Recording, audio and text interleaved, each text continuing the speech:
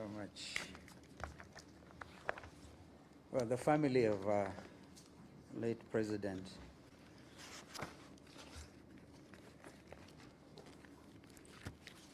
when I see Sister Judy, I see Kibaki.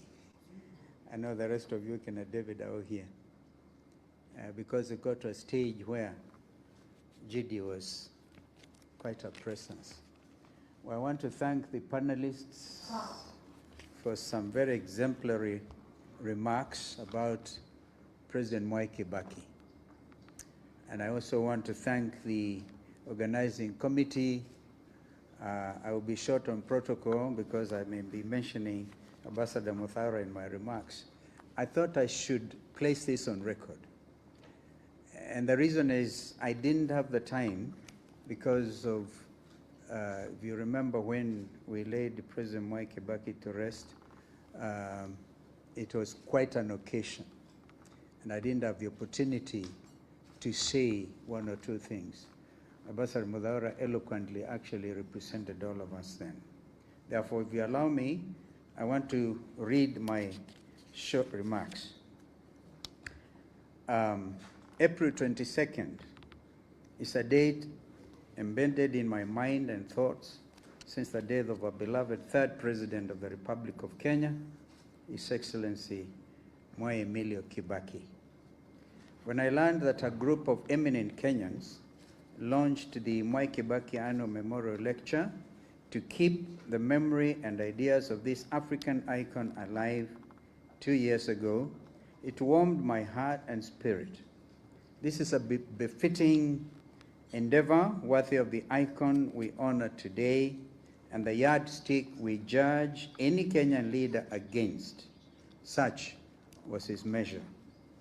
I first met President Mwai Kibaki when I was elected to Parliament in 1985. Oh my goodness, it's actually been 40 years since. On the 10th, on the 10th of this month, marked my 40th anniversary as a leader, having been elected to Parliament then. I met him when I was elected as a young member of Kitui North constituency following a by-election. I was young, and he was the Vice President of the Republic of Kenya, as well as Minister for Home Affairs. I was a greenhorn, and Kibaki had been feted not just nationally, but internationally, as a finance minister who steered the economy with sound fiscal discipline for over 13 years during the First Republic. Internationally respected Time magazine, as has been mentioned, had in 1974 named Kibaki in the top 100 people in the world with the potential to lead. The Time editors had foresight and believe in Kibaki, perhaps even more than Kenyans themselves. 28 years after that heralded article, Mwai Kibaki took the oath of office as the President of the Republic of Kenya. As the Deputy Speaker of our National Assembly, I witnessed firsthand his oratory masterclass.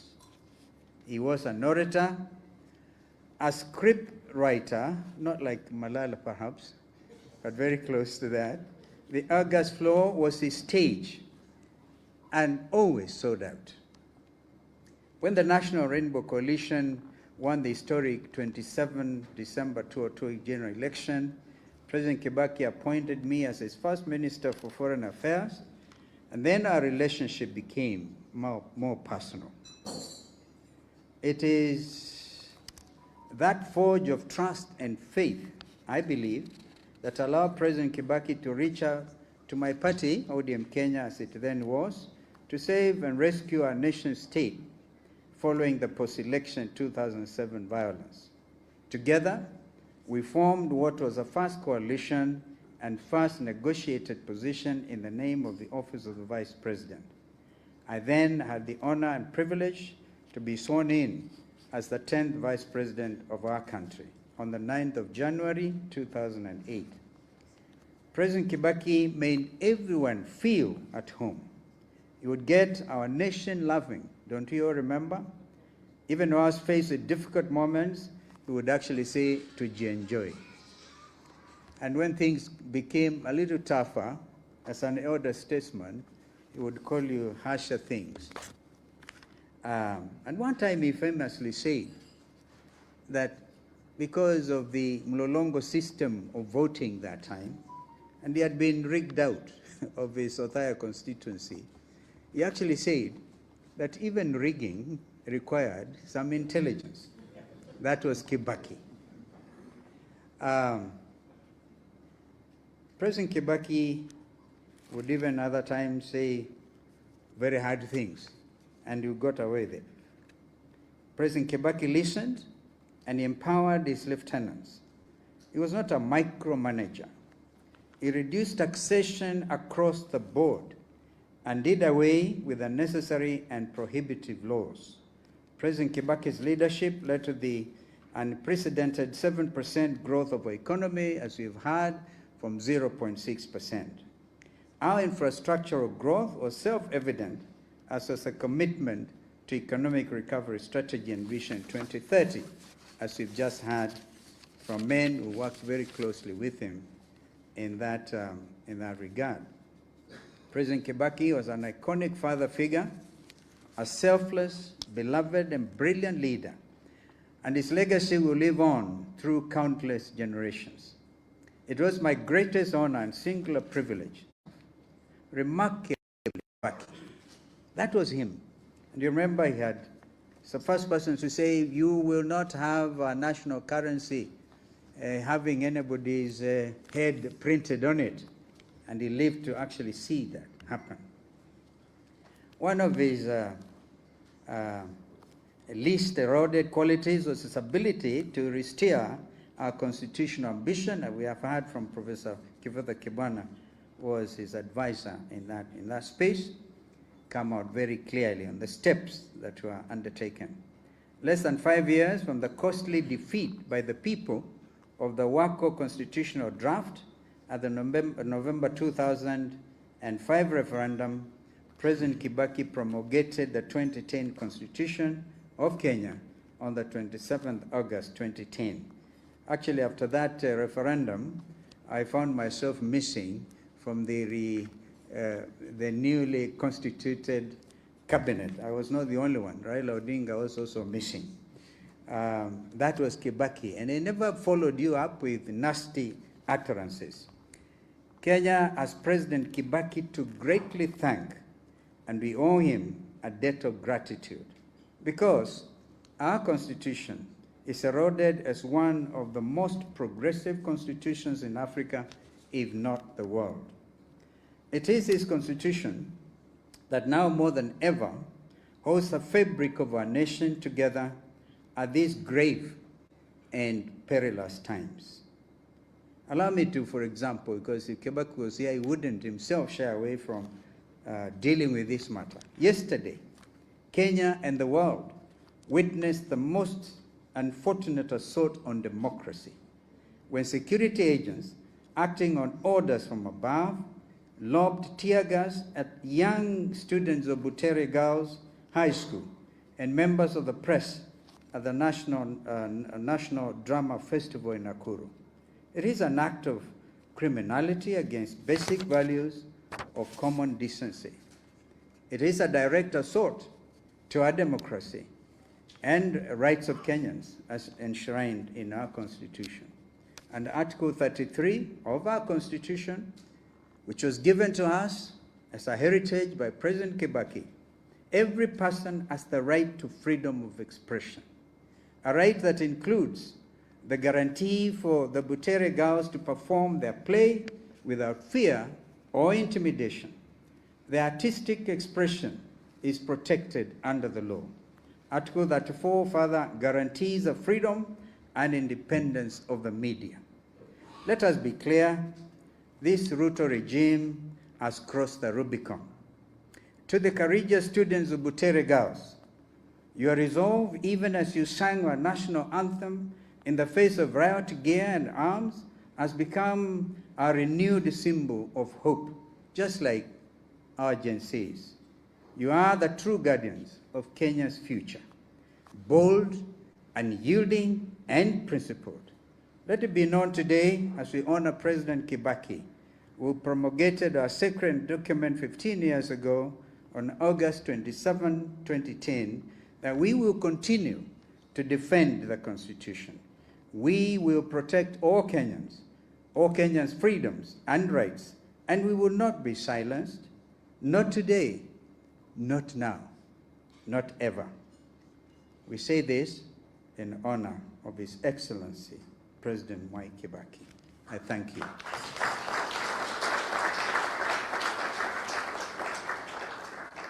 Thank you very much, Your Excellency. I think you clap for him again. Thank you so much. Now, ladies and gentlemen, now let me go back to our now officially program. I think each one of you have a program of today. Before I start, let me take this opportunity to thank the committee, organizing committee of these events. That is in your paper, the back, your left side. There's a committee members' names there. There's Professor Bita Kagwanja, Professor Michael Chege, Professor Kivuda Kibona, Dr. Mohisa Kitui, and myself, the Madam Judy, who is with us here, and also Ambassador Joka, I hope you are around, Abdul Latif, who is our MC of today, and our Secretariat. Let me sincerely thank this committee. We have started meeting and organizing these events of today from January up to today. Up to yesterday, I think that's the end of the yesterday, so that today you can have these events. I sincerely thank all of you.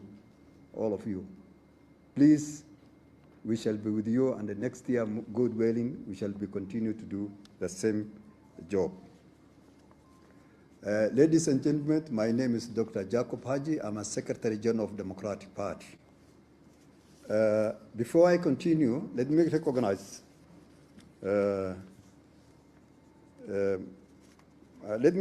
former NIS Director Michael Gachagua. Please wave your sign and just tell them. Thank you. And let me recognize also leadership of the Democratic Party. NEC members, can you please stand and wave your sign? Hakuna moja hata moja hapa. Oh, mumibotea. Thank you. And then let me recognize also Democratic Foundation members. Dr. Joka, I think Dr. Joka is here, and the chair of that foundation. Thank you, Ambassador. This foundation was started by Mzee some times back. Actually, that time I was a student in the university. So we still continue with what Mzee told us to do with it, and continue to keep it. Hata kama yeye hapana yuko tuweke, ina continue with that spirit.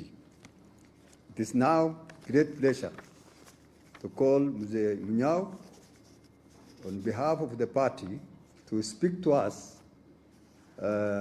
Vile wameanza chama, hawa ndio group moja chama. Norman Nyaga ako hapa namuona, akuja aseme kidogo, alafu then from there we take the other side of the politics. Thank you. Mzee Munyao, please mpigie makofi. Kuna wakati nilienda Denmark, Norway zore, nikakuta mzee kama huyo wakati tuliitwa kwa delegates ya convention of the party, Conservative Party, tuliinvitiwa huko. Nikaona wazee ambao wanabeba na wheelbarrow, not wheelbarrow, what do you call it, the wheelchair. 9 of them wanakuja kukaa hapa wakitazama what they have done and celebrating their parties. So sasa sisi tuko na sambo kama hiyo moja hapa, na mwingine nafikiri Zungu atatujoin. Karibu mzee Mnyao. Mpige makofi tafadhali nikukaribishe.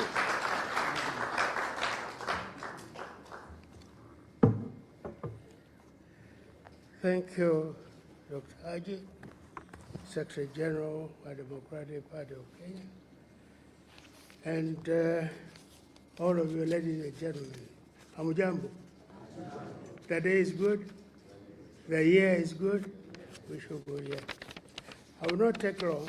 I will take a short while. But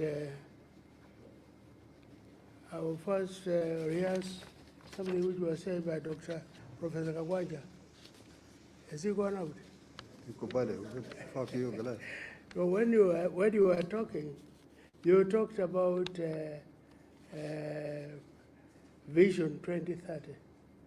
It really shocked me because if I ever took over from the time Kibaki left us, I would have walked out.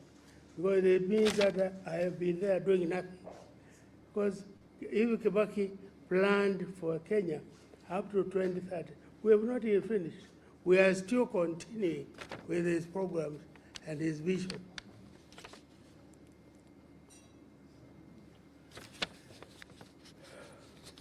Honorable guests, fellow citizens, ladies and gentlemen, good afternoon again.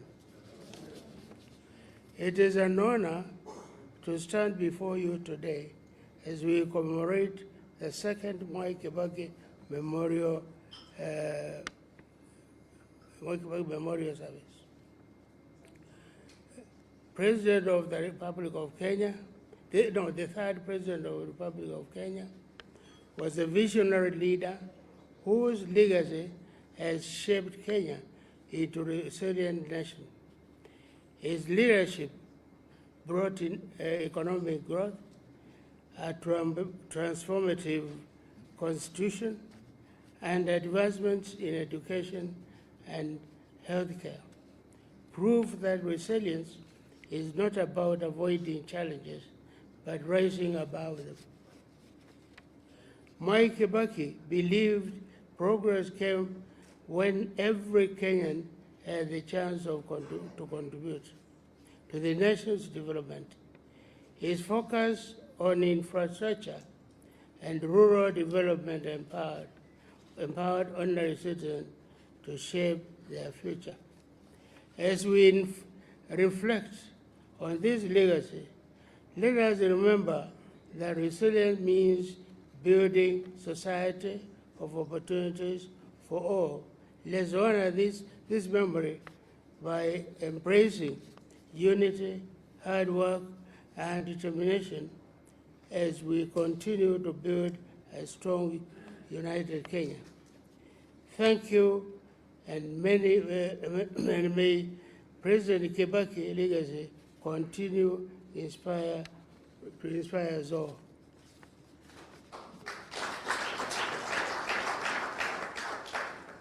DP, for those who found it, was formed way back. We formed it way back in 1977.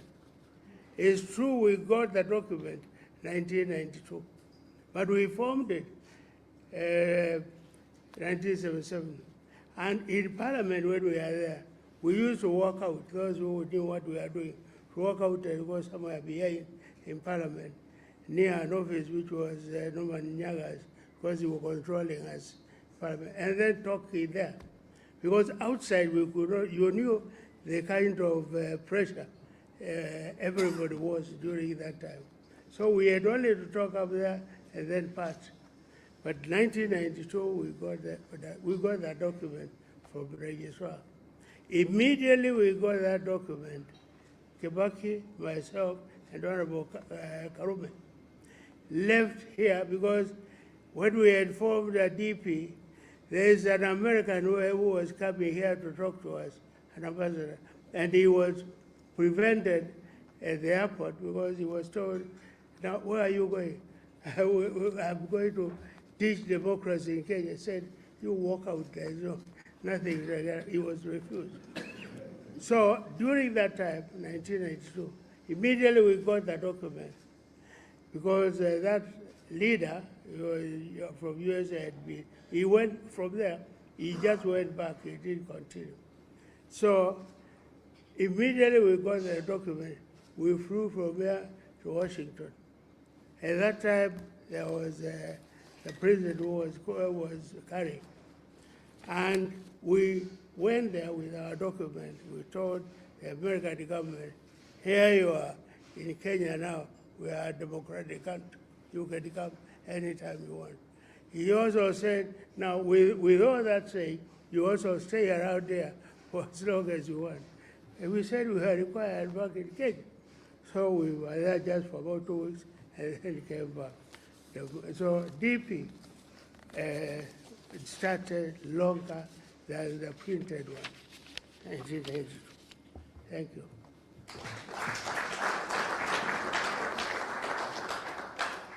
Asante sana. Tafadhali nimkumbushe makofi kidogo. Asante sana mzee Munyang. Now, let me take this opportunity to now invite family to speak. Judy, I think we are going to speak on behalf of the family. Please come and speak to us. We have started this program with the family and the party. Karibu, Judy. Thank you. My coffee, please.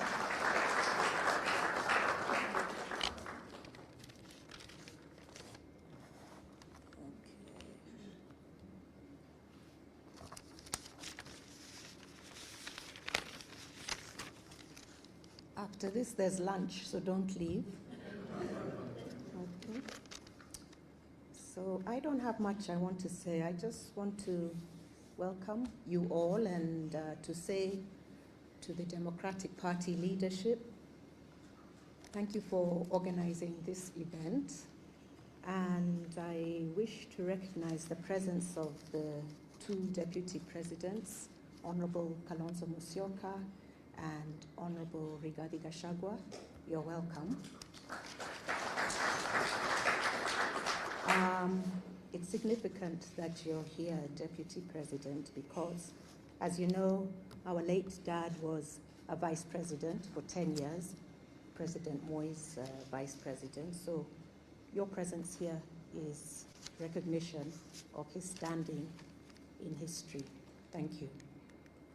Ambassador Mudaura, thank you very much for joining us. You were a pillar of strength. Mzee could not have done it without you. And who else? Honorable Justin Muturi, karibu sana. I know you served, you were a member of parliament during Mzee's tenure, and we recognize your presence. Karibu sana. And I don't want to forget anybody. I'm told politicians are very sensitive.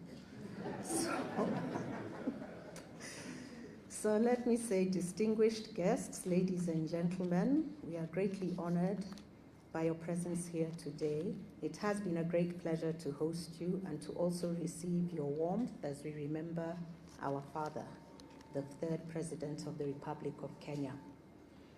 From the presentations made today and the vibrant discussions, it is clear that we all know that Kenya has the human resource and goodwill to grow to even greater heights of prosperity. As we leave here, let us hold that thought and continuously strive to be a part of the development process in whatever small or big way we can manage. It is our collective efforts that matter. On behalf of my family, I thank you and the following for all that they have done to make this event memorable: the organizing committee, Professor Michael Shege, Professor Kivutha Kibwana, Dr. Mukisa Kitui, Professor Peter Kawanja.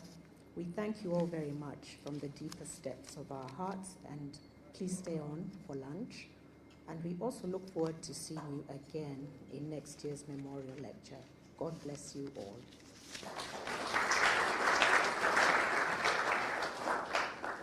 Thank you, Judy. On behalf of the family, we thank you so sincerely, because we have been in that committee with you for all those 3 months, organizing this committee. Somebody asked me the other day, why the Democratic Party do these things, last year and this year. I look at him, nikanyamaza. Akasema, Kibaki alikuwa na kitu naitwa BNU na NAC. Akasema, nikamuuliza yeye, wewe ulikuwa na bibi ngapi? Leo mtu. Akanyamaza. So we always recognized the first family, some of us, because Kibaki was elected to do that, but twice. He was official opposition in this country. We have never had from the Democratic Party official opposition. Hii ingine wakiingia tu kidogo namna wamenyakuliwa wameingia kwa serikali. So this country we have never had official opposition since 1997 up to 2001. Therefore, we are continue to remember that is our leader. He's the one who formed this party. So we shall continue with the family to remember him for all this. And there is something Mzee Munyao forgot it. One day, Mzee summoned us. Alimwambia huyu atulete. Mimi na Rosemary huyo na Matela. I wonder why Mzee calling us. And it was almost the last term, the last year of the first term. And it was on Saturday, 8 o'clock. Mzee Munyao was a minister for livestock. He told me, mkuje kabisa kwa ofisi yangu saa 2. We met him there. And then we went with him up to State House. We met Mzee. Yeye na the State House controller. This tall man, what is his name? Murade. That person.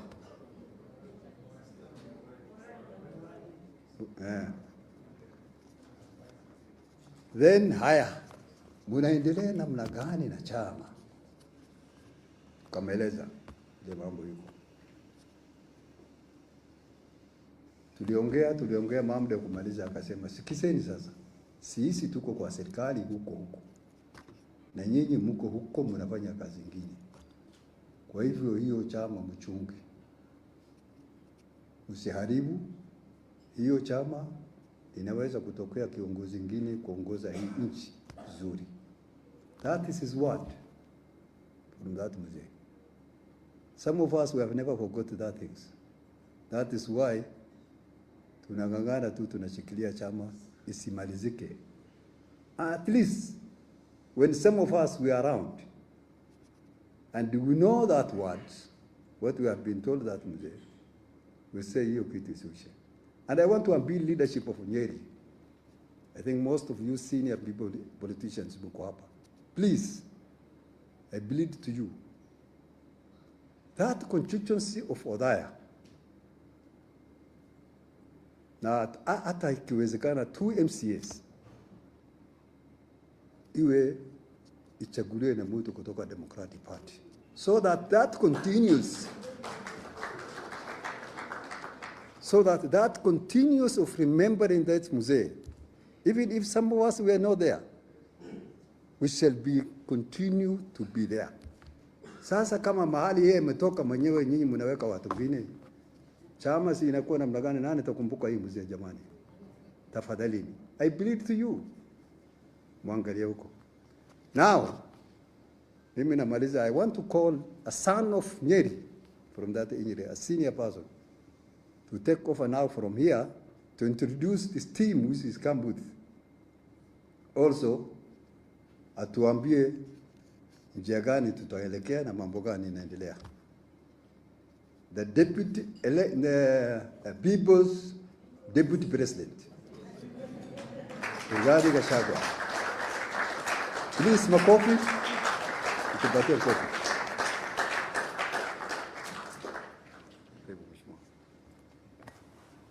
Thank you very much, Haji.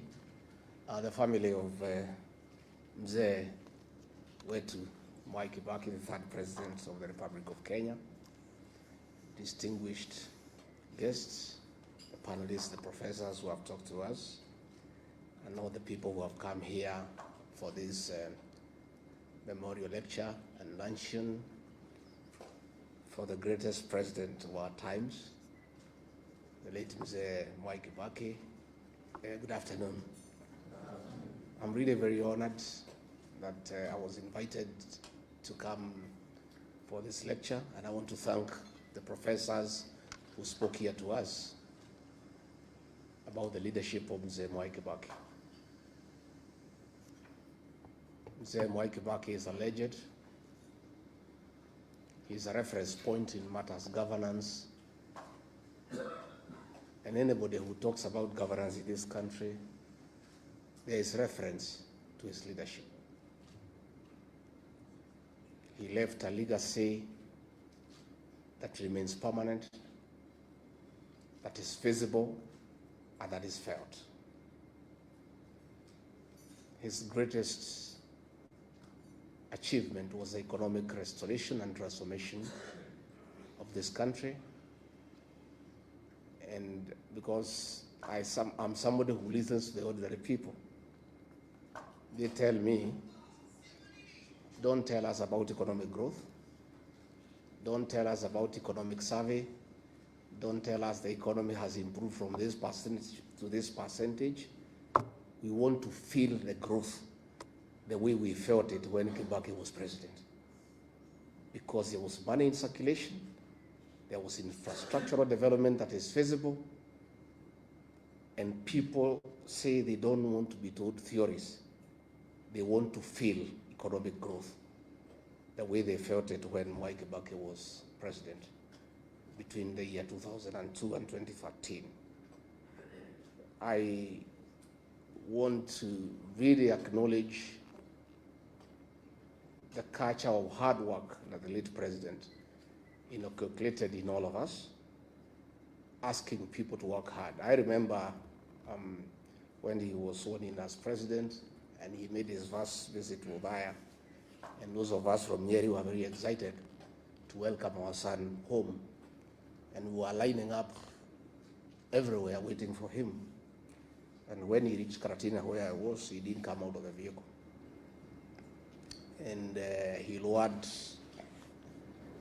the window by a few inches, and then called the PC, akamuuliza bwana PC, nini naendelea hapa? Hii watu yote, it was around 11. Nani nachuna majani chai? Nani yuko kwa shamba ya kahawa? Hapana, hapana, hapana, tutaharibu. Tukiendelea namna hii tutaharibu. He put the window up and drove to Ulaya. Nobody ever came again to meet Mwai Kibaki. Watu walienda kwa mashamba. And that is how this country was transformed. The culture of hard work. I want to say that many people today who are solid in this country, I included, we made our money during the time of Mwai Kibaki. Because government documents were respected.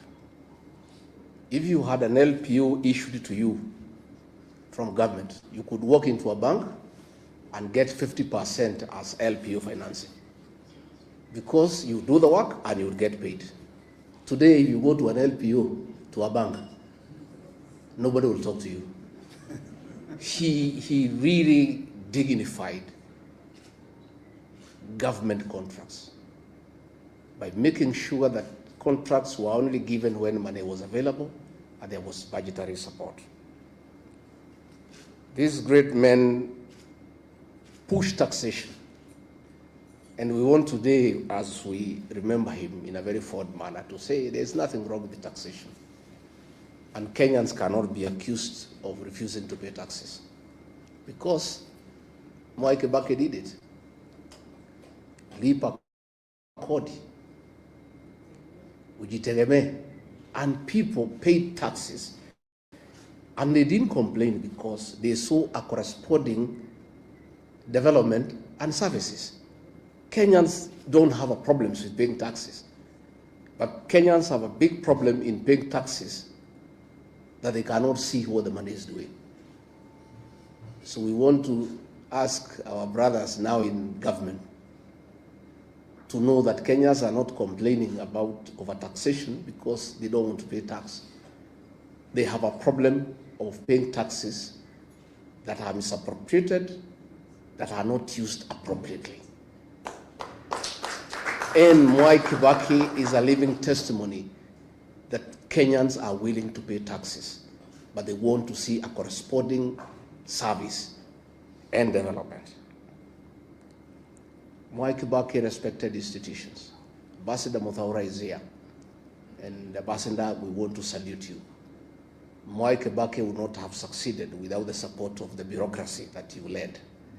But he also allowed you to work, because we know he allowed people to work. Because if you have a supporting system that supports you, it can only be effective to support you if you allow them to work. Mwai Kibaki respected institutions, and going forward, that must be the way for this country so that institutions can work. Again, we must remember him for the 2010 Constitution, and all those who say that they remember him fondly, the way to dignify his legacy is to implement the Constitution and follow it letter and spirit. Because when we do that, we'll have a good country. Mwai Kibaki spoke very little and did much. Most of us are learning from him. Nowadays, I only talk once a week. I'm becoming a good student of Mwai Kibaki. Going forward, I'll talk after 2 weeks, then one a month, because he spoke very little and did a lot. You know, and I think you don't need to speak much. You just work, and work can be seen. And if you remember free primary education, it was real. Today it isn't. And Mwai Kibaki didn't have to talk about it. How kuipigia debe, he did it, and it was there for everybody to see and to feel. Let me, Judy and your siblings, thank you, because many people do not appreciate the place of family in leadership. There's no leader who can succeed if you don't have family support. The fact that Mwai Kibaki was a very successful leader in this country speaks volume of the support that the family gave him. And therefore, as we celebrate him, we want to honor the family for standing behind your father, supporting him at home, and allowing him to dedicate his life to the service of this great republic. Again, we also want to honor the Kibaki family because despite many challenges and temptations, you never allowed yourselves to be misused by entrepreneurs to spoil the name of your father and yourselves. Mwai Kibaki is gone, but his integrity and that of his family remains up. Nobody has ever seated Mwai Kibaki and his family in any scandal in this country. And we know the temptations around family by people who want to use proximity to power. So you have really dignified your father because his name is good, and nobody has ever thrown him into anything that would have looked conflict of interest or commercial interest for his tenure in State House. He did a good job, and we want to really salute the family because that is really the way to go. Dr. Mukisa Kitui, we are envious of the cabinet you served at Mwai Kibaki, that you are allowed to speak. Justin Muturi and I can tell you, in the cabinet we served, it's only me and him who could speak. And that is why we had to be edged out. The rest are flower girls and praise and worship choir. So we would have wanted, you know, if things could reverse and we served at Mwai Kibaki, we would have enjoyed, because he would have allowed us to contribute, to make meaningful contribution to the management of the affairs of this country. Haji, I've heard you correctly. about the place of DP in Othaya, but I'm more concerned not even about DP in Othaya. I am more concerned about the quality of leadership in that constituency that was led by Mwai Kibaki. A graduate of the London School of Economics, the greatest president of all times, a man who represented Othaya with wisdom, a man who was a good debater. Then, when he was gone, the replacement of Mwai Kibaki, like today, it's a shame. Member of Parliament who never speaks in Parliament at all, who hasn't made any contribution on the floor of the House. And Othaya now is a pale shadow of the Othaya under Mwai Kibaki. Coming this general election in 2027, we shall talk to the people of Othaya to dignify the late Mwai Kibaki by looking for a quality legislator who, even if he cannot measure up to the level of Mwai Kibaki, can be there 60–70%. But the present situation in Othaya is embarrassing and is very demeaning to the late Mwai Kibaki and his family. And Othaya people are crying for a change, and we'll be having conversation with them so that they can look for quality leadership that can be able to hold the name of that great old man in high repute. So mimi nimeshukuru sana, tuko hapa na viongozi wengi ambaye sijui Haji unataka tuwapatie, unataka tufanye namna gani? We introduce them? What do you want to Introduce them. Yeah, tuko na the Honorable Eugene WAMALWA, kiongozi wetu. Kuja useme jambo. His late brother was vice president to Mwai Kibaki, na alikuwa na kizungu mingi sana. Hata huyu wako na kizungu mingi. But he served Mwai Kibaki well, so kuja sema jambo. Thank you very much, Your Excellency, the Kibaki family, the DP leadership, the distinguished panel, and distinguished guests. Good afternoon. Let me start by thanking the Kibaki family and also the DP leadership for giving us the opportunity to be here today to remember a great leader. And as His Excellency has said, I think he's the most consequential leader of our republic. And as we remember him today, we remember words of a wise man who said that sometimes we are all warmed by fires we did not light, and we drink from wells we did not dig. This great leader, when you look at his symbol, there was something very unique about Kibaki. It was always about light. His symbol ya DP ilikuwa ni taa, mwangaza, lighting the way. When we came to NAC and several of our parties came together, my late brother had fought Kenya, we had others. Forming NAC again, Kibaki chose light, mwenge, yes, the torch, yes, to light the way. And the light that he left us is the Vision 2030. That is still the light guiding the journey that is our national development. We're in 2025. We have 5 years to go to 2030. So as we meet here today as leaders, let us start thinking about another light, that from 2027, as we form the next government, we can have a leadership that can light another light beyond 2030, beyond Africa Agenda 2063. And I see that leadership in this room. I see the next government in this room. I thank the organizers for choosing this historic venue. Mwai Kibaki once met here with his friend WAMALWA Kijana and his other friend Charity Ngilu. The late Kihika Kimani asked, ni nini wanaume wawili wanafanya na mwanamke mmoja kwa hoteli? Kumbe Kibaki was forming the next government. Yes. So those of you who are here, Kibaki's friends, let us look at this as a 202 moment. Let us drink from this well of inspiration, and let us be inspired to save our country, because apart from Vision 2030, the greatest legacy left us was the Constitution. He appointed me as Minister for Justice, and I remember when I invited him to address the judiciary, they were bidding him farewell. I told him, Mr. President, I don't know what historians will write about you. What would be your greatest legacy?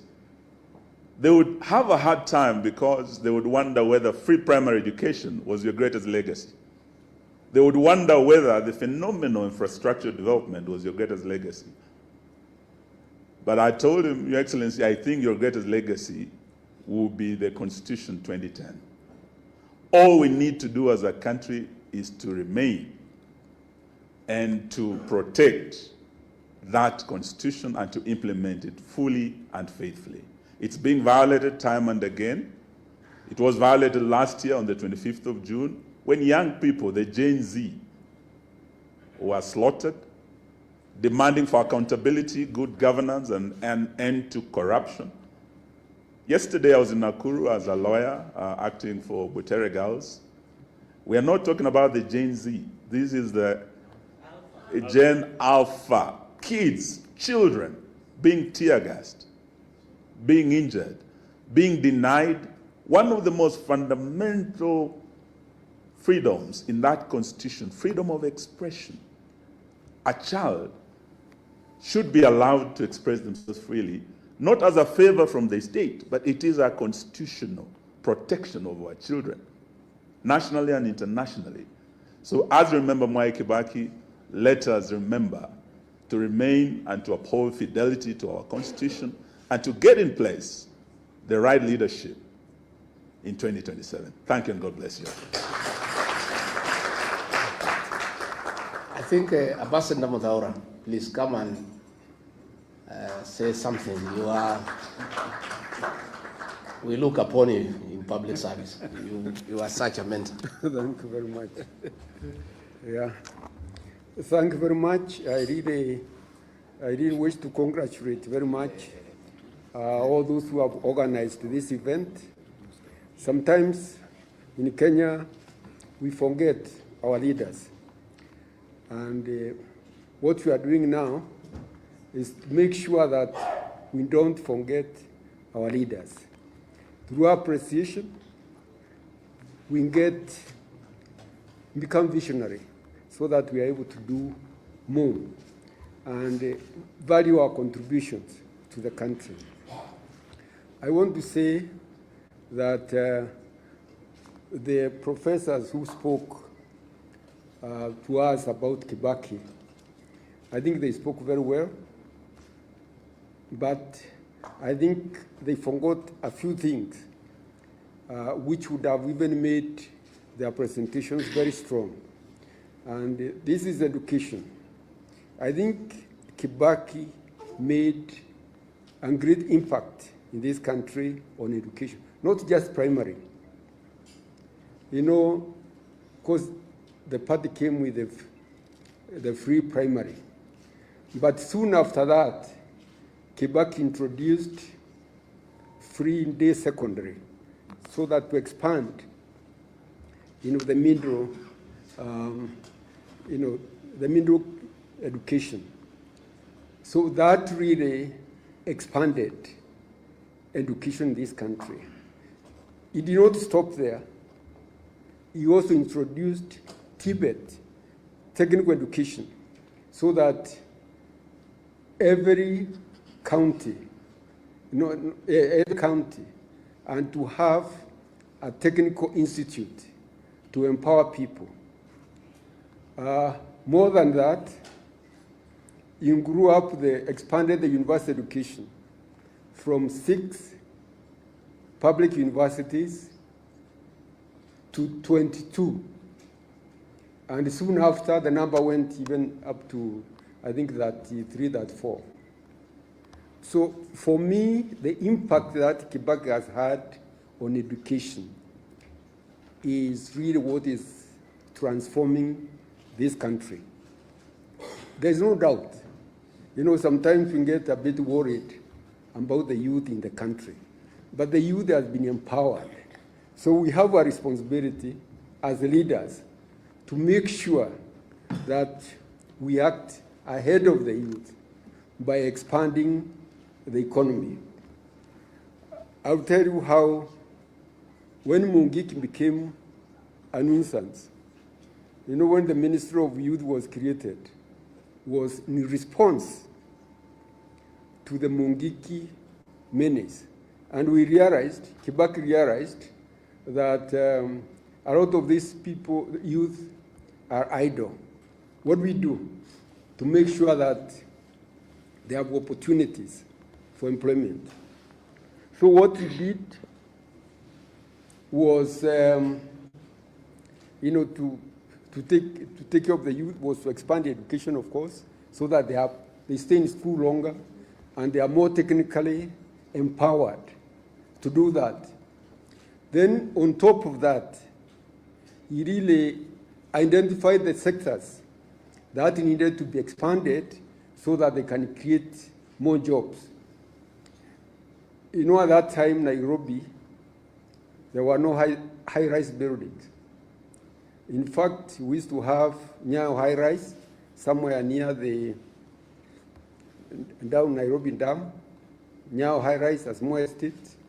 There was Kariako, which was done very early, and there's more high-rise also estate in Outer Ring. We didn't have high-rise apartments.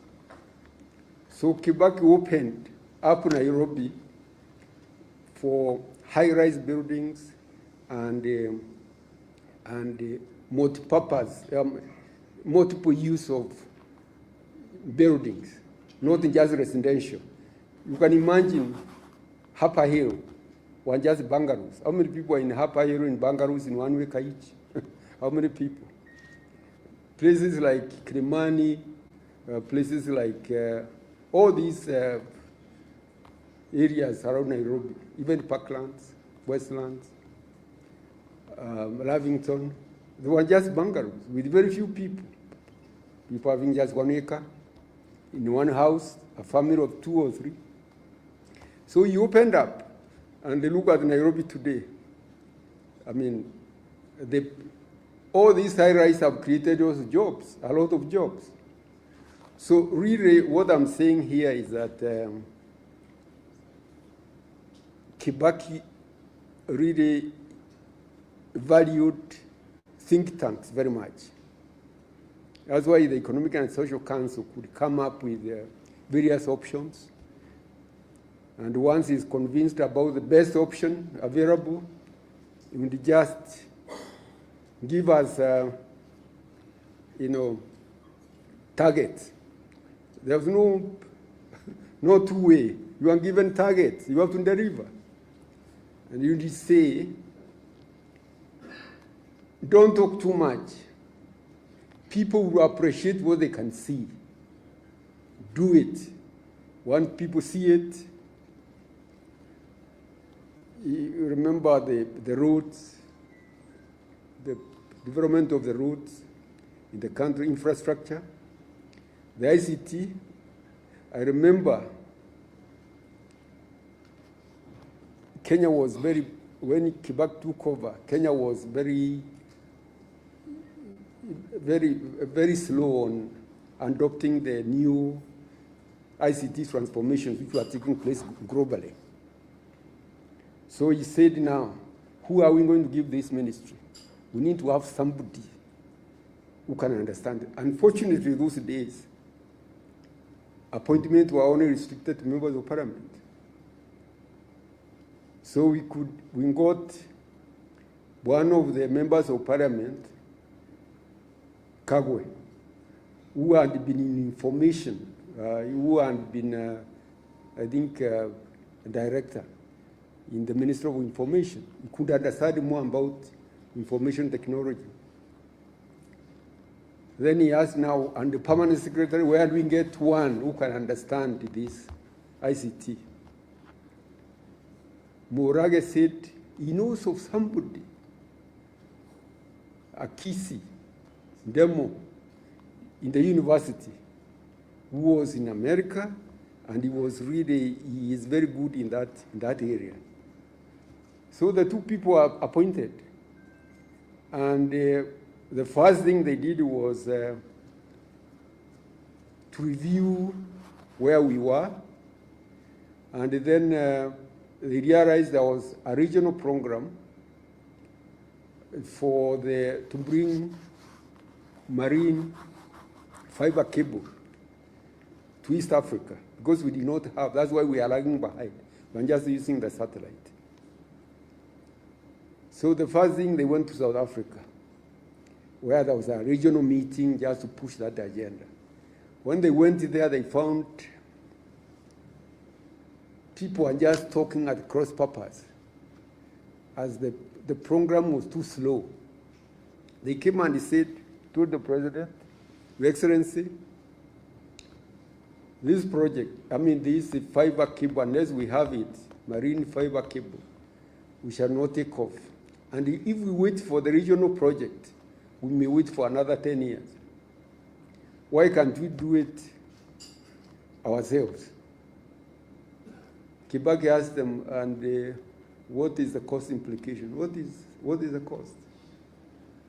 He told them it's about $130 million, and consulted with some companies. About $130 million, they would land the marine fiber cable in Mombasa. Then the president said, yeah, we don't have that $130 million, but you can find it. I'm sure we should be able to find that money in our budget. Go ahead. It's as simple as that. You convince him, he tells you, go ahead, we shall find the money in our budget. Now, I don't have to elaborate where Kenya is now on ICT. It was so bright and so forward-looking that any idea that could make a difference, he embraced it and then moved very fast. The highways, the Thika Road, the parliament was complaining, members of parliament were complaining, the road was in very bad condition. It needed to be recarpeted. Recarpeted, refurbished. It was just 4 lanes from Nairobi to Thika. So we sent Kamau, who was the roads engineer, to African Development Bank. He went there, and the African Development Bank asked for statistics, what have you. I told him, now, this road with only 4 lanes cannot serve this traffic, which is one of the heaviest in Africa. You need to think of a minimum of 6 lanes, 6 to 8 lanes, for it to make sense. So they came and they briefed the president. The president told them, I think those people are making a lot of sense. Let's do it. We shall try to improvise money and do it. At that time, that $1 billion was like a lot of money. But once that road was done, in fact, it was done in a period of about 2 to 3 years, perfectly. That gave Kenya ambition about highways. And now, I don't have to say about what happened in Nairobi. I don't have to tell you what happened in the rest of the country, because we developed a lot of highways throughout Kenya. And Kenya now is one of the best served countries in Africa in highways. So I thought I needed to say that, to know that, leadership is not just, it requires a lot of thinking also. Thinking, deep thinking, and that's what we had. The president did not have a lot of time for a lot of talking. He wanted to entertain a lot of ideas and discussions. And once he is convinced, then money was not a problem.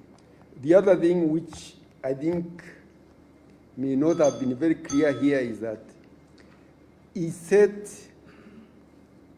limits at how much money you can use administratively.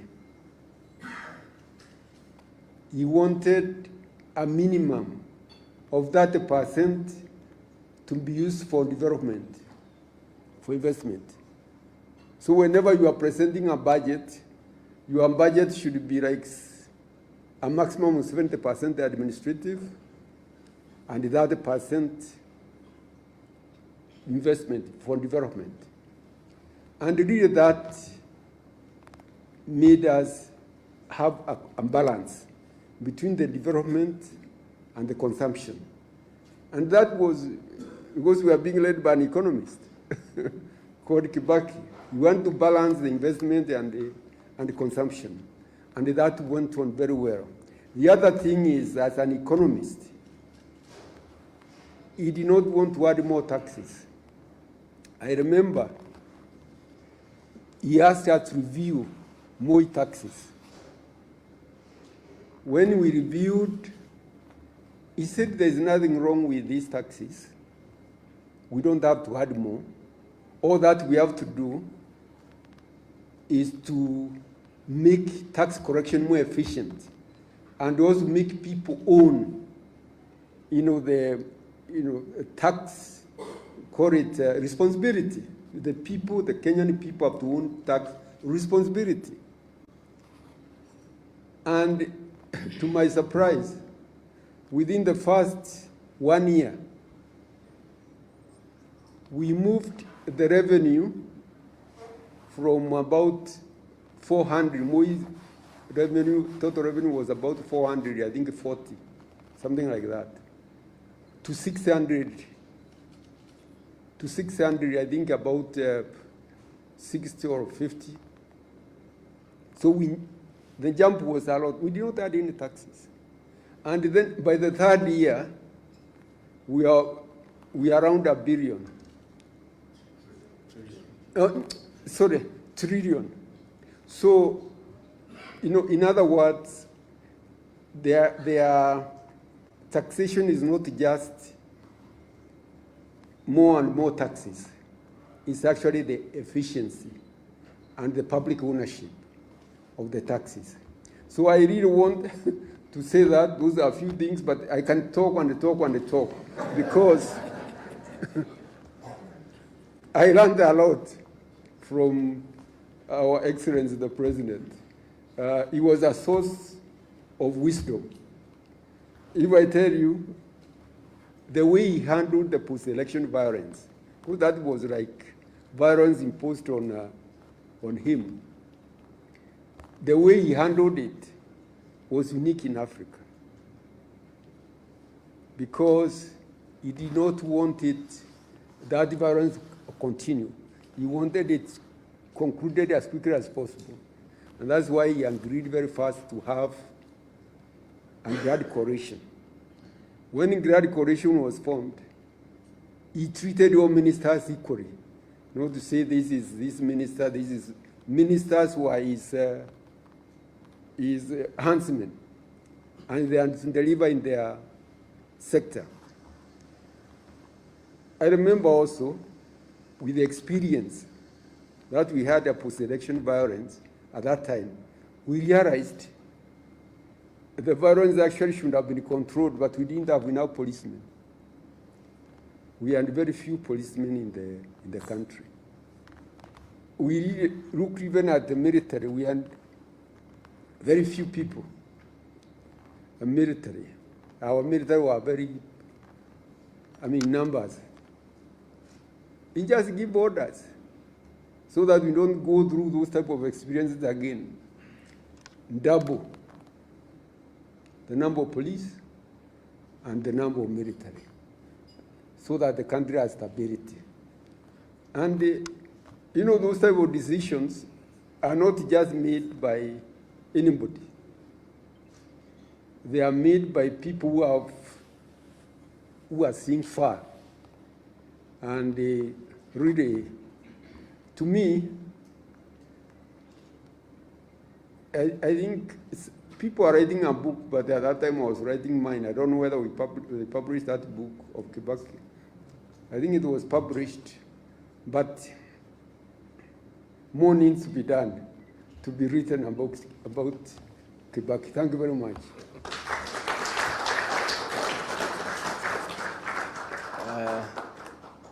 Attorney General Emeritus Justin Muturi, please don't be as brief as the ambassador. Don't be as brief as the ambassador. Exactly. He was too brief. Thank you to the family of His Excellency President Mwai Kibaki, the organizing committee, the panelists, and all of us that have attended this second lecture. Good afternoon. I'll try to copy Ambassador Mudaura. But let me say this, and indeed I intend to be extremely brief, because many people may not think, when I speak in the presence of Norman Nyaga, my good friend Mzee Joe Consolo Munyao, when I claim to be old, they always laugh at me. They think I'm a small boy. Now that I'm also claiming to be old, in that for the longest time, even when I was a young man, Norman, even as a student in high school, there's only one person in the Kenyan political leadership that I always loved to one day meet. It was President Mwai Kibaki. But because we have been told quite some exciting stuff by the panelists, Mzee Munyao, and now Ambassador Mudaura, I want to just pick one point, not about his eloquence and his capacity to debate any topic in Parliament, which I found quite unique, but it's something that I think, for me, I emulate from President Mwai Kibaki. We've talked about the many gifts that he has left this country. Talked about Vision 2030. And my worry is just that as it comes to an end, we may get into some darkness. His Excellency Rigathi has always been telling people that whenever it gets very dark, it's just about dawn. We're just about to get to some light. But I fear for the country if it gets too dark. This document that at every time, and it's a dictator, before you take up any state job, you must swear by the Constitution to defend it, to uphold it, to protect it. As my brother Eugene pointed out, dedicated the whole chapter 6. But you know what? Actually, you don't need to read chapter 6. You just need to follow the public life of the longest serving member of parliament so far in this country, Mwai Kibaki. Chapter 6 is on leadership and integrity. How it is that somebody could have been in public life, in politics, that long, and to date, you don't hear anybody saying, oh, they planned this, they planned Thika Highway, but in the process of planning Thika Highway, there was this which was supposed to sort out some things. This, for me, is extremely important. Even as we read that chapter 6 on leadership and integrity. We've been told about ICT. How I wish we all in leadership could borrow a leaf, that when we come up with projects, public projects, we don't do so because we have hidden private interests in there. Because virtually everything we do these days, as you go through the documents, you come to realize, oh, there's something here which is not very clear. How is it that President Mwai Kibaki went through it, Minister for Finance, Minister for Health, Assistant Minister, but you can't hear. And in those very critical dockets, to date, you cannot see or hear what we hear today. So, ladies and gentlemen, brothers and sisters, whether you read chapter 6, read about President Mwai Kibaki to know what it is. When we talk about good governance, when we talk about integrity in public leadership, in office, you just need to read the history of Mwai Kibaki. Then you can read chapter 6 as kind of a lullaby, because when you read the history of Mwai Kibaki, then integrity in public leadership, in public office, will become so clear to you that you don't need to read anything else. Many of you, I'm sure, are religious people, either Muslims or Christians or Hindus. You know, virtues, the virtues of integrity, honesty. I think there's a lot that we can learn just by reading the life of President Mwai Kibaki, because it amazes me how somebody could have been in leadership, rising to the highest office, and you still cannot hear anything, not touching even on his family, not touching not even his close friends. It speaks volumes. That is the legacy of Mwai Kibaki that I live with. Thank you very much.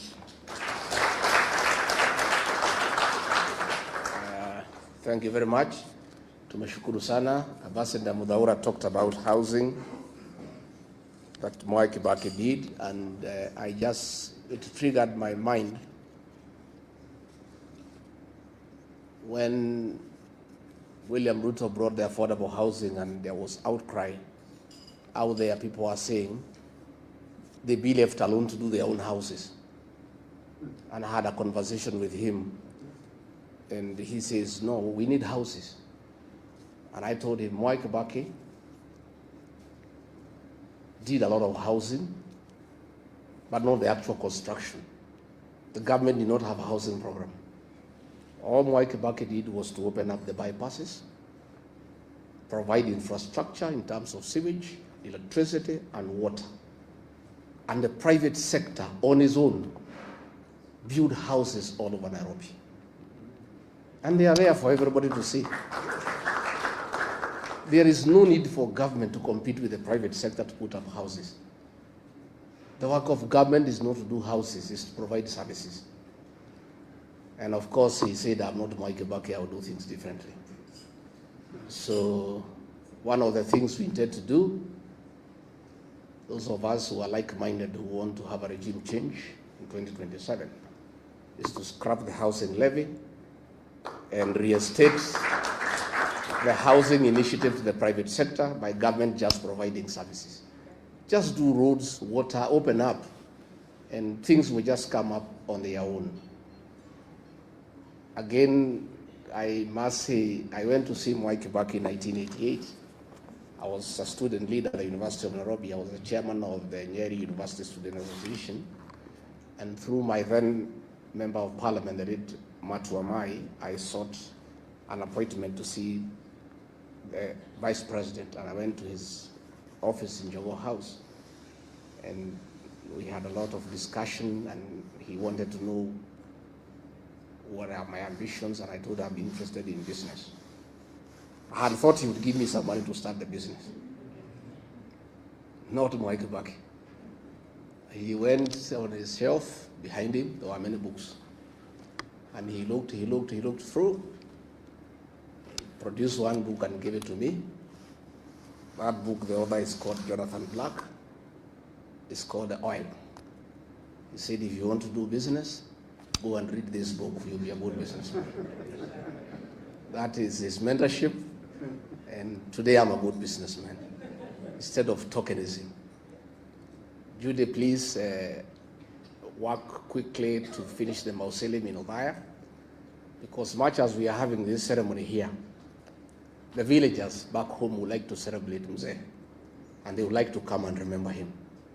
And since we cannot bring them here to Nairobi to listen to Professor Kagwanja and foreign policy, they would just like to come to Othaya just to remember the old man for what he did for the people of Othaya, for what he did for the people of this country.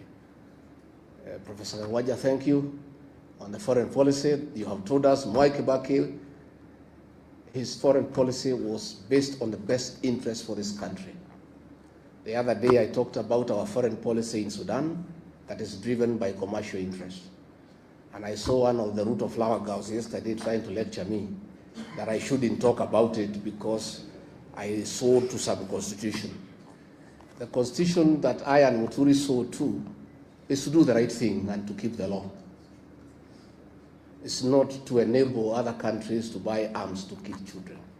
And Eugene WAMALWA, you know, we are looking at what is happening about Butere girls.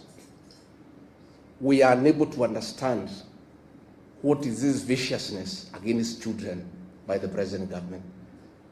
Even the colonial government that was very brutal, it never went for the children.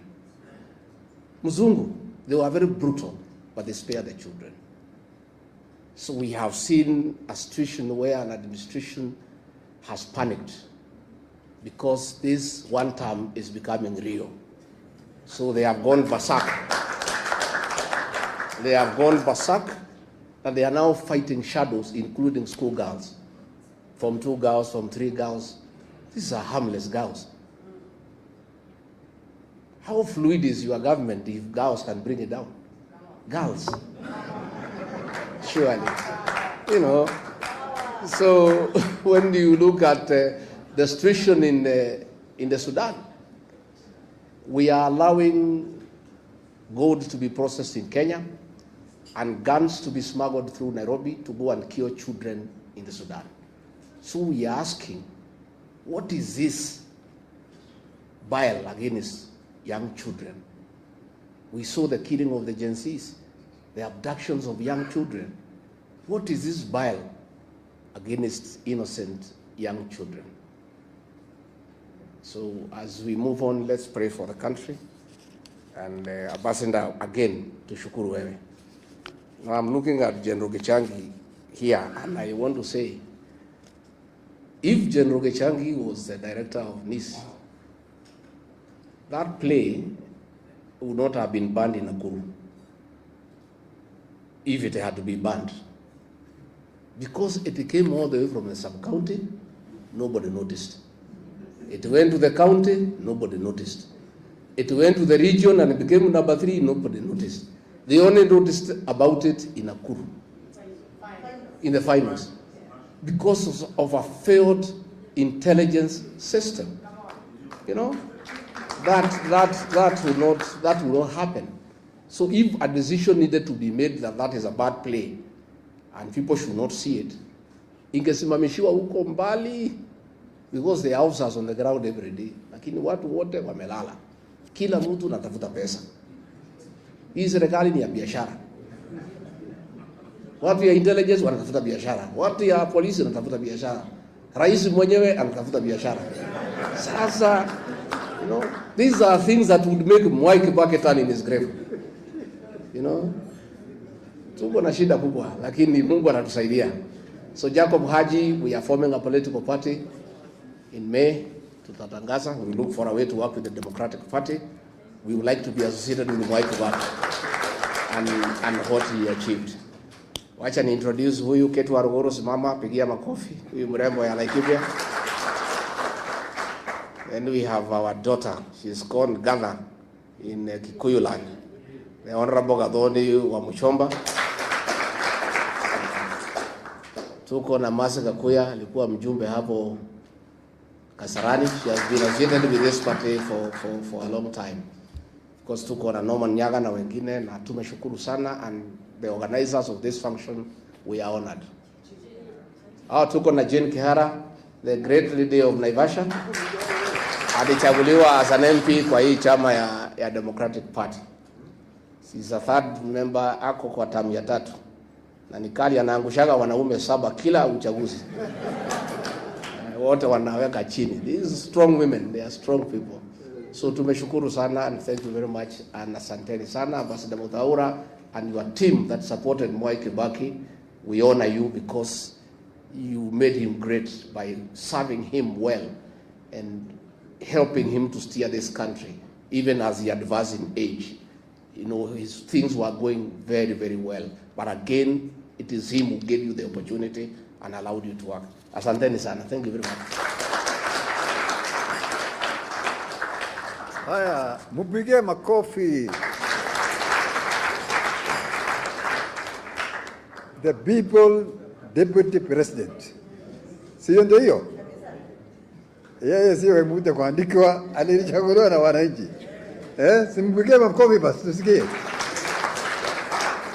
Haya, asante sana. Now hata mimi mnipigie sasa makofi sababu nimemaliza shughuli zangu. I'll now hand over to Juma kuja chukue takeover. Secretary General DP. A round of applause for all that third session. We had great minds. People have taken us down the history line, and we really, really appreciate. There are 2 people between us and lunch, and I'll kindly request them to be very, very brief. Our chairman DP and the party leader. Tafadhali. Chairman first, perhaps the party leader.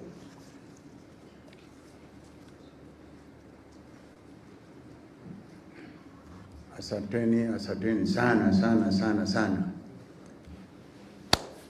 Mimi sita commit your offense going against the constitutional right of the stomach. So I will be very, very, very brief. I don't want to be accused for that. Yangu kumutakia heri, mwambia asanteni for being that patient up to now. Mengi has been spoken about Mwai Kibaki. I used to be his security advisor, for those who don't know. And I used to be very close to him. And I come from Odaya. Kibaki, for wale wote wameongea, I haven't heard anyone saying that Kibaki was a difficult person. Because he was very difficult but very diplomatic.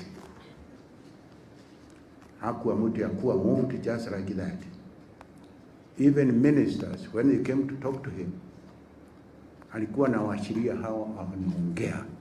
He would never stop you akwambie, you don't know your ministry, I know your ministry better than you. Never. He would never say it. Lakini, he would just suggest, tukiongeza hii, au tuache hii, itakuwaje? Where do you answer your question? Na wakati umeongea, and you speak all the through, yeye mwenyewe alikuwa na kitabu kidogo kama hii. Anatoa, anaandika. When you meet next, atakuuliza, wakati ulikuwa hapa tarehe fulani, anatoa hiyo karatasi, tuliagree on the following. Sasa imefika wapi? Ministers learned about that at that time. They used to come to see him very well prepared, kwa sababu alikuwa anajua atatoa hiyo karatasi kwa mfuko yake. Hata mliona siku nyingine huko Mombasa akitafuta hiyo karatasi kwa mfuko yake huko Gema. He didn't know where he had put them. Yale ingine I would like to confirm is what Mheshimiwa GACHAGUA amesema. He wanted people to work. Because I remember one time when we were coming from London after hospitalization, tukapita Njogoo Road. Mimi mwenyewe nilikuwa namshikilia shingo hivi sababu he had problem with the neck na mkono ingine isianguke. Yeye mwenyewe aliangalia akasema, hawa wote watu wamejaa hapa wamekuja because of us. Kamwambia, yes your excellency, hawa wote ni watu yetu, lakini hawa wote wamewasha biashara yao na nani ndio wanje kwa barabara. You see, that was the type of a president who cared for production in the country. The same thing he did in Othaya. Aliuliza watu wamewasha majani chai, wamewasha kahawa, wamewasha ng'ombe, wamekuja kutuangalia. Who is doing this? They should be in their farms instead of wasting time. Tukama na delegation kubwa kutoka Othaya na Nyeri huko State Road Sagana. You see, hao walikuja and in their memorandum wakauliza mambo ya pesa. You see, wakauliza mambo ya pesa. Kibaki waliwajibu, pesa ni nyingi sana, iko huko bank. You see, si pesa ya bure, pesa iko bank, na mkichukua hiyo pesa kwa bank, mfanyie kazi na mrudishie bank pesa yao. You see, hii mambo ya handouts, Kibaki hakujua hiyo. No. So, that's the sort of man we are celebrating today. The sort of man we are celebrating today. Nilisema he was not that easy. Because I remember one time, I told him the convoy would not start until he has his safety belt on. Aliniangalia akasema, nani amesema hiyo? Kamwambia, Your Excellency, I'm the one who has said it. Because hiyo ndio kazi ulinipatia. To look after your security and your safety. And without this belt, without having your belt, a safety belt on, this convoy will not start. Kaniangalia, akaniambia basi, weka. Nikaenda huko nikafuruta, nikamwambia. You see? Siku ingine tukachelewa usiku. Tukitoka Meru. Kusika Mrs. Mwiraria. Tulitoka huko saa 1 usiku. Kufika Embu, communications wase, tukakutana na hailstorm, mvua kubwa, storm kubwa. All communication lost. Sasa sisi wengine tulikimbia Sagana tutafute, so we could not see each other, we could not communicate. Tukiwa Mwai na Sagana looking for him, alikuwa Thika tayari. So I knew I was in trouble. So the following day I went to his office. Kamwambia, sir, effective today, you will never travel after 6:30. Aliniangalia akasema, tena hiyo umetoa wapi? Kamwambia, sasa, Your Excellency, this is what I know. In a round over, no VIP travels after 6:30. Sababu 6:30, from 6:30 ni usiku. Sema hapana. Jua iko hapa tu. Na unasema ni usiku namna gani? Kambia no, 6:30 begins at 6:30. Usiku begins at 6:30. Hata katiba, hata sheria imesema, if you break into a house before 6:30, you'll be charged with house breaking. I was explaining to him. Lakini, if you break into a house after 6:30, you'll be charged with burglary. And burglary, nabeba, serious penalty. I had to explain to him, and he agreed on that. From that time, we never traveled again after 6:30 at night because it's very dangerous and risky. So, kwa hivyo, that is the man we are talking about today. And that's the man who has brought us here today to remember him for all what he did for this country. Alifanya mengi, asanteni. Sasa, from there on, I think you are free. Tuende tutafutie the inner man, his benefits. Asanteni na asanteni, muende salama na mujienjoy. Asante. Asanteni sana. A round of applause for all of you. Thank you. I think the party leader has left it to the chair. So I think I'm humbled to have an audience with you. I apologize for overshooting the time. And the party leader has to say one more word. Thank you, thank you. Good afternoon, everyone. Good afternoon again. I know the stomachs are talking, but the acting Democratic Party of Kenya party leader is talking as she prepares what you are to eat after this. May I welcome you for our second Mwai Kibaki Memorial Lecture and Lunch. My name is Veronica Waithera Maina. I am the Democratic Party acting party leader, but the confirmed deputy party leader. I'm only keeping brief for my brother, Honorable Justin Muturi. He's my elder brother. I'm only keeping brief for him, and since now he has been told that he's incompetent, I think the party knows he's competent. So karibu brother kuja tufanye kazi. He's competent. According to the party, he's very competent. And that is why DP has been here up to this point. You know, he whispered to me some 2 years back and told me, take care of the party. And I have done so. My brother, the party is intact. So come back, we start now moving around as we did. It's our weakness. Now, as we close this ceremony, I want to appreciate the distinguished guests, ladies and gentlemen. And as we draw this special afternoon to a close, I want to extend my deepest gratitude to each and every one of you for joining us at the second Mwai Kibaki Memorial Lecture and Luncheon. Today has been more a remembrance. It has been a celebration of a visionary leader, an economist par excellence, a statesman whose legacy continues to inspire not only Kenya, but the entire Africa and globally, as we could say. We have had thoughtful reflections, powerful insights, and heartfelt tributes that have reminded us of President Kibaki's enduring impact. His commitment to education, some of us are beneficiaries, economic empowerment, good governance, and national unity. His life was a testament to integrity, intellect, and quiet but determined leadership.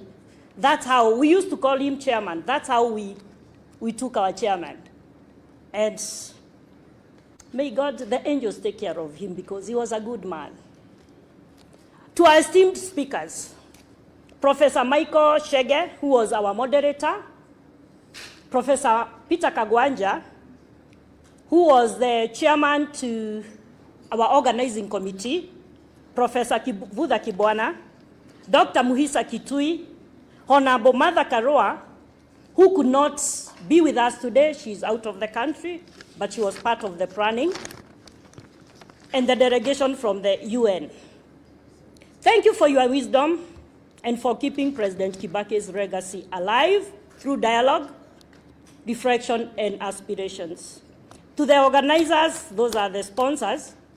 We have the organizing committee, the Democratic Party officials led by J.B. Moturi, and NEC members. We also have the Democratic Foundation. We have a foundation that was started by our founder, who is Mwai Kibaki. We have a foundation. And then the Kibaki family. Judy, thank you. The many times we've met here, it is not in vain that you really loved your father. May his soul rest in peace. Okay, special thanks to our former vice president who worked with our president, Stephen Kalonzo Musyoka, for gracing the occasion. And he worked very closely with him. I also extend my gratitude to immediate, because I feel very wrong saying immediate former, not former. The people elected president, his deputy president, His Excellency GACHAGUA, popularly known as G, for honoring the invitation and making this occasion very special. I remember he was supposed to be on other commitments, but he said if it's Kibaki's memorial, he will put aside everything else and be with us. Thank you, Our Excellency, for doing that. I also want to give special thanks to former AG, the immediate former CS, public service, and I've just said that being told that he's incompetent, I'm on live TV and I want to say, to DP, he's not incompetent. He's what DP has been where we are today. So don't even think about anything that can deter you from moving along. We know you, we know how you can push. DP, come back, we start working. He resigned when he was going to the government, and because you know very well, you cannot be in government and lead a political party. So he only left and whispered to me, take care of the party. And I have done so, my brother. As we part ways, let us carry forward our President Kibaki, lived by service, humility, and steadfast belief. I also appreciate the coming of our members of parliament present, former members of parliament present also, and I will conclude with wise words from President Kibaki. Leadership, and I want us to listen to these words, leadership is a privilege to better the lives of others. It is not an opportunity to satisfy personal greed, and I will underline the last three words. May his memory continue, inspire generations, and give hope to all Kenyans, because that is why we are here. You are all welcome to serve lunch. As we organize for a photo session, I will invite Professor Kagwanja to come in front. He's the moderator on that. And may you travel safe. Have a blessed week. Have a blessed weekend. And today is, I would say in Kiswahili, Mwamko Mpya. Thank you. Sorry, I recall